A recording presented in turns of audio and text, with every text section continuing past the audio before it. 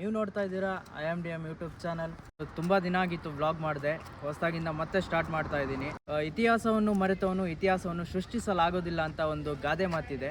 ಹೊಸನಗರ ರೂಟಲ್ಲಿರುವಂತಹ ಒಂದು ಪುರಾಣ ಪ್ರಸಿದ್ಧ ದೇವಸ್ಥಾನಕ್ಕೆ ಬಂದಿದ್ದೀನಿ.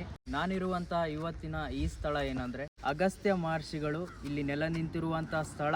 ಶ್ರೀರಾಮನಿಂದ 2 ಬಾರಿ ಪೂಜಿಸಲ್ಪಟ್ಟ ಸ್ಥಳದಲ್ಲಿ ಹಾಗೂ ಪೌರಾಣಿಕವಾದಂತಹ ದೇವಸ್ಥಾನದಲ್ಲಿ ನಾನಿದ್ದೀನಿ. ಕಾರಣಗಿರಿ ದೇವಸ್ಥಾನಕ್ಕೆ ಬಂದಿದ್ದೀನಿ.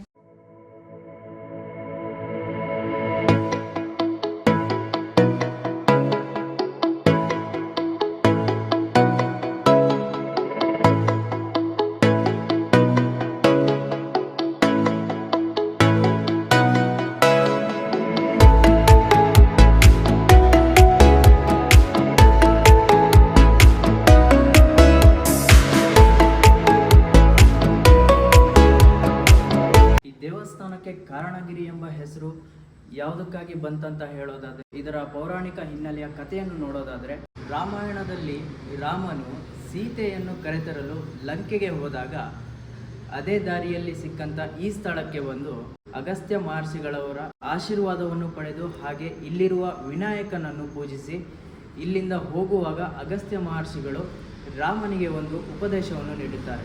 ಸೀತೆಯೊಂದಿಗೆ ತಿರುಗಿ ಬರುವಾಗ ಈ ಸ್ಥಳಕ್ಕೆ ಬಂದು ಮತ್ತೊಮ್ಮೆ ಈ ವಿನಾಯಕನನ್ನು ಪೂಜಿಸಿ ಎಂದು ಶ್ರೀರಾಮನಿಗೆ ಅಗಸ್ತ್ಯ ಮಹರ್ಷಿಗಳು ಹೇಳುತ್ತಾರೆ. ರಾವಣನನ್ನು ಸಂಹಾರ ಮಾಡಿ ಸೀತೆಯನ್ನು ಕರೆದುಕೊಂಡು ಬರುವಾಗ ಅಗಸ್ತ್ಯ ಮಹರ್ಷಿಗಳು ಹೇಳಿರುವಂತಹ ಮಾತನ್ನು ಮರೆತು ಬಿಟ್ಟು ರಾಮನು ಪುಷ್ಪಕ ವಿಮಾನದಲ್ಲಿ ಹೋಗುವಾಗ ಸಹ್ಯಾದ್ರಿ ಪರ್ವತ ಶ್ರೇಣಿಗಳು ರಾಮನ ಪುಷ್ಪಕ ವಿಮಾನಕ್ಕೆ ಅಡ್ಡ ಬಂದಂಥ ಸಮಯದಲ್ಲಿ ರಾಮನು ಲಕ್ಷ್ಮಣನಿಗೆ ಕೇಳುವಂತಹ ಮಾತು ಕಿಂ ಕಾರಣಗಿರಿ.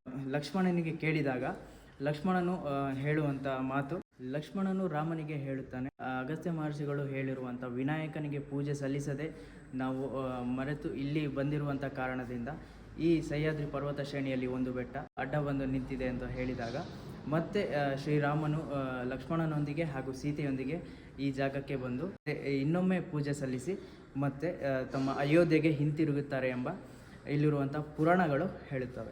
ಅಗಸ್ತ್ಯ ಮಹರ್ಷಿಗಳು ಬಹುಕಾಲ ಇಲ್ಲಿ ನೆಲೆ ನಿಂತು ಈಗಿನ ದೇವಸ್ಥಾನದಲ್ಲಿ ಇರುವಂಥ ವಿನಾಯಕನನ್ನು ಮೊದಲನೇದಾಗಿ ಈ ಪುಷ್ಕರಣಿಯಲ್ಲಿ ಇಟ್ಟು ಪೂಜೆ ಮಾಡುತ್ತಿರುವಂತಹ ಪ್ರತೀತಿ ಇದೆ. ಹಾಗೆ ಈಗಿರುವಂತಹದ್ದು ಇಲ್ಲಿರುವಂತಹ ಪುಷ್ಕರಣಿಯಿಂದ ದೇವಸ್ಥಾನದಲ್ಲಿ ಇಟ್ಟು ಪೂಜೆ ಮಾಡುತ್ತಿದ್ದಾರೆ. ಸಾಮಾನ್ಯವಾಗಿ ಗಣಪತಿ ದೇವಸ್ಥಾನದಲ್ಲಿ ಯಾವುದೇ ಗಣಪತಿ ದೇವಸ್ಥಾನ ನೋಡೋದಾದ್ರೂ ಗೋಪುರಗಳು ನಿಮಗೆ ಕಂಡು ಬರಲ್ಲ. ಗೋಪುರಗಳು ಕಂಡು ಬಂದರೂ ಕೂಡ ಅತ್ಯಂತ ದೊಡ್ಡದಾಗಿ ಏನೂ ಇರೋದಿಲ್ಲ. ಆದರೆ ವಿನಾಯಕ ದೇವಸ್ಥಾನದಲ್ಲಿ ಗೋಪುರನೇ ತುಂಬ ಅಟ್ರಾಕ್ಷನ್ ಅಂತಲೇ ಹೇಳ್ಬೋದು.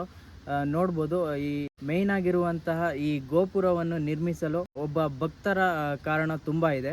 ಏನಂದರೆ ಈ ಸಿದ್ಧಿ ವಿನಾಯಕನು ಭಕ್ತರ ಈಡೇರಿಕೆಯನ್ನು ನೆರವೇರಿಸಿದ ಕಾರಣ ಈ ಗೋಪುರವನ್ನು 1 ಕೋಟಿಯನ್ನು ತನ್ನ ಸ್ವಂತ ದುಡ್ಡಿನ ಈ ಗೋಪುರವನ್ನು ತುಂಬ ಅತ್ಯುನ್ನತವಾಗಿ ಹಾಗೂ ತುಂಬ ಅದ್ಭುತವಾಗಿ ರಚಿಸಿದ್ದಾರೆ. ನೀವು ನೋಡ್ಬೋದು ಆ ಗೋಪುರ ಹೇಗಿದೆ ಅಂತ.